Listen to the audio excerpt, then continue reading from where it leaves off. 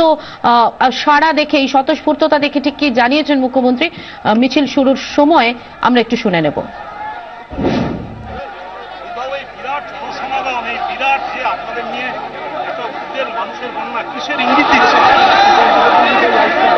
ভালো ইঙ্গিত দিচ্ছে,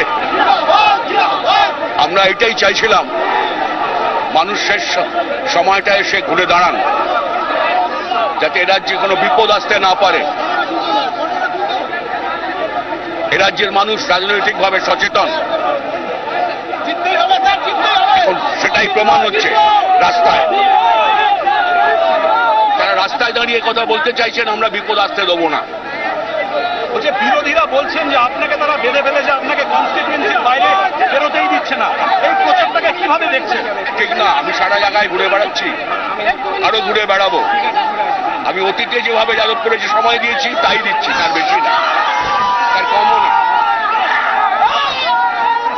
80 বছর 85 বছরের মানুষ থেকে শুরু করে প্রচুর ইয়াং ছেলে মেয়েকে দেখা যাচ্ছে।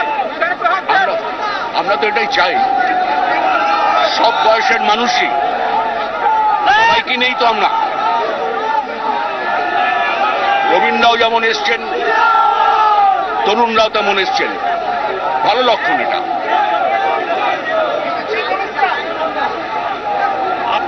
আপনার একদম পাশে আপনি সঙ্গে করে নিয়ে যাচ্ছেন, শতরূপ আছে, সঙ্গে করে নিয়ে যাচ্ছেন।